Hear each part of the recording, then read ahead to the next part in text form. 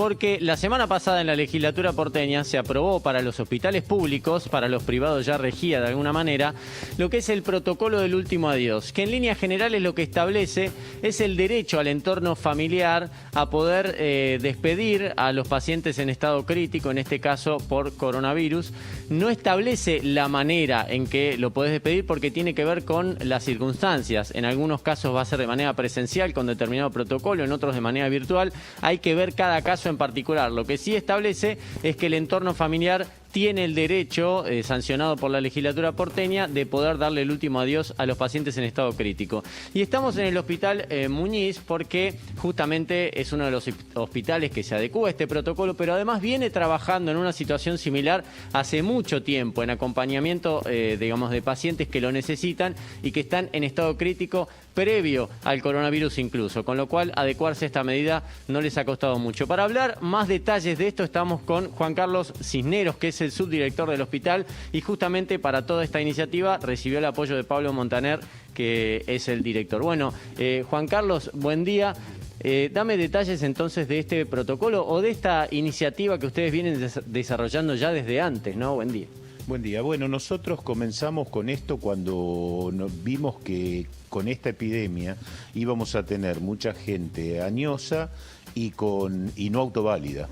Y después se sumó a eso el hecho de que vimos también que se sumaban pacientes que después de estar mucho tiempo en terapia intensiva salían polineuropáticos, o sea, con debilidad de todos los miembros, con lo que no podían levantarse de la cama y requerían un tratamiento para recuperar, digamos, la fuerza.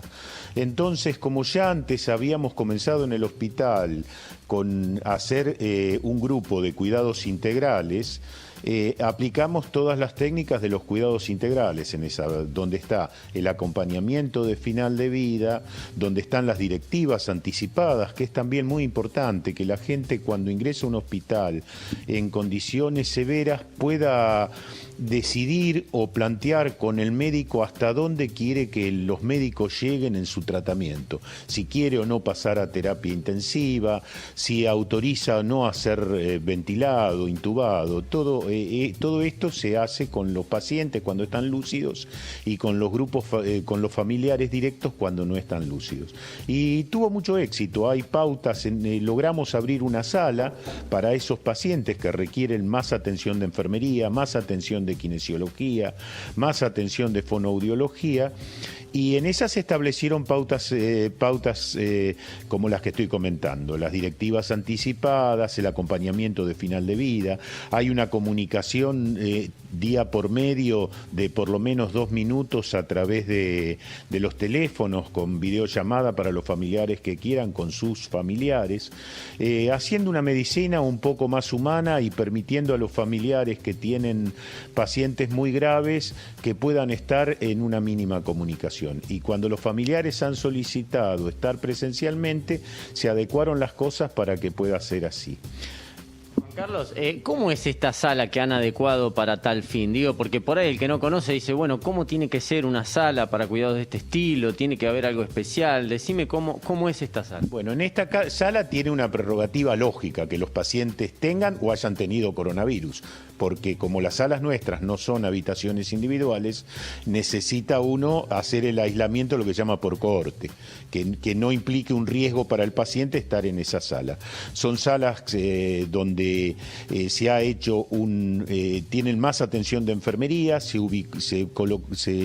designó como jefa de la sala una médica que se especializa en cuidados paliativos, la doctora Bélgica Hacho, y ella armó un grupo con gente joven, con psicólogos que están trabajando mucho, los que se comunican generalmente con los familiares son los psicólogos, el médico pasa el informe, pero muchas veces el equipo nuestro está trabajando, los psicólogos fundamentalmente con los familiares, porque los pacientes en general son pacientes no autoválidos, donde el tratamiento psicológico se hace, pero es difícil.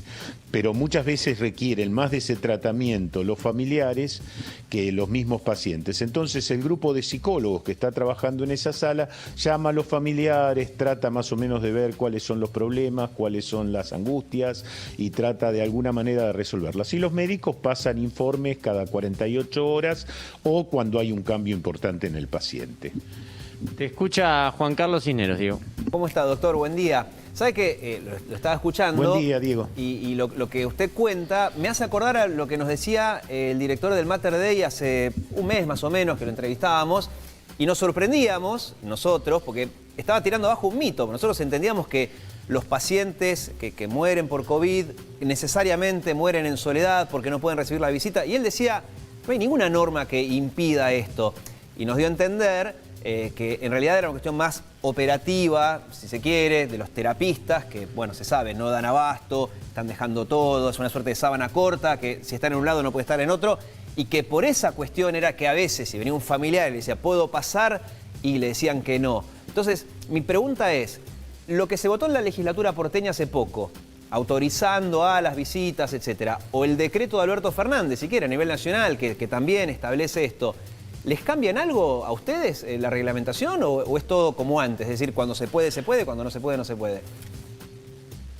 No, nos cambia en una cuestión fundamental. Mira, Diego, yo soy médico de terapia intensiva, o sea, mi cargo antes de estar acá en la subdirección era ser jefe de una de las terapias.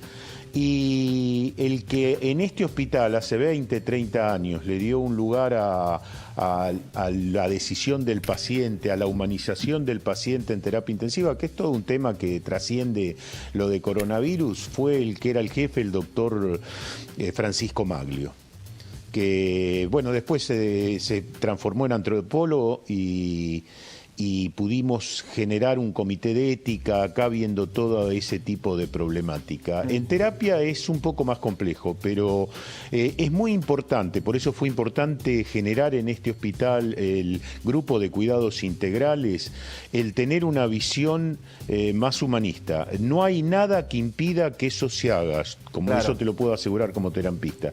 Agrega una pequeña dificultad, desde ya que desde el punto de vista sanidad, lo ideal sería que no entrase nadie a la terapia intensiva. Claro. Sí, desde el punto de vista sanitario, lo ideal sería que no entrase nadie, desde el punto de vista humano, lo ideal sería que entren todos. Y ahí en el equilibrio están ustedes, por supuesto.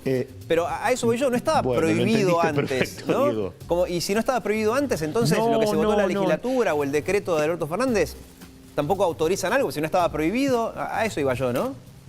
Pero ¿sabés por qué está muy bien, Diego? Porque cuando empezó esta pandemia surgió esta necesidad de un aislamiento estricto que está bien y quedó muy metido, incluso hasta con el manejo de cadáveres, todo eso, el alto riesgo de la exposición. Claro. La realidad es que con los cuidados necesarios se pueden hacer las cosas, pero quedó mucho esa primera imagen donde estábamos en un caos o temiendo un caos, entonces se pusieron reglamentaciones muy rígidas con respecto al manejo de estas salas. Ahora uno sabe que esto es grave. Hemos visto morir hasta compañeros jóvenes de esta enfermedad. Sabemos que no es grave para todos, para la gente joven es una pequeña minoría, pero ninguno sabe si no forma parte de esa pequeña minoría.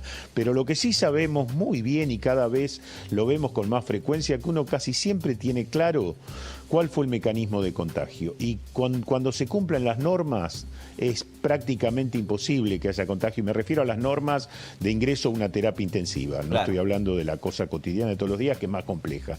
Entonces uno debe tenerlo. Desde ya que genera un costo adicional, pero creo que es fundamental entender que somos seres humanos y tanto nosotros, los que podemos estar internados, nosotros como familiares, y a todos nos gustaría podernos despedirnos de nuestros seres queridos. Seguro. Muchas gracias, doctor, por su tiempo. Muy amable. No, por favor, gracias a vos, Diego. Bueno, gracias a Willy Quirós también, ¿no? Mientras lo escuchaba hablar al doctor y sobre todo cuando hablaba de quienes trabajan en las terapias, y más allá de los que trabajan en las terapias, quienes trabajan en las salas comunes, los administrativos de los hospitales, o sea, todos.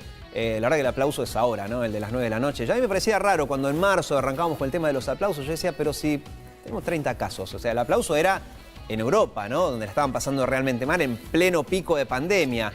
Y después, paradójicamente, ahora que es el momento más duro, es donde, bueno, faltan esos aplausos. Igual, todos, por supuesto, apreciamos muchísimo el trabajo de los médicos, enfermeros, sus correspondientes en otros géneros, pero insistimos, personal administrativo, personal de limpieza, todos los que trabajan en los hospitales, la verdad que están, bueno, en muchos casos literalmente dejando la vida. Nos vamos a una pausa, enseguida volvemos con el último bloque de Hoy Nos Toca.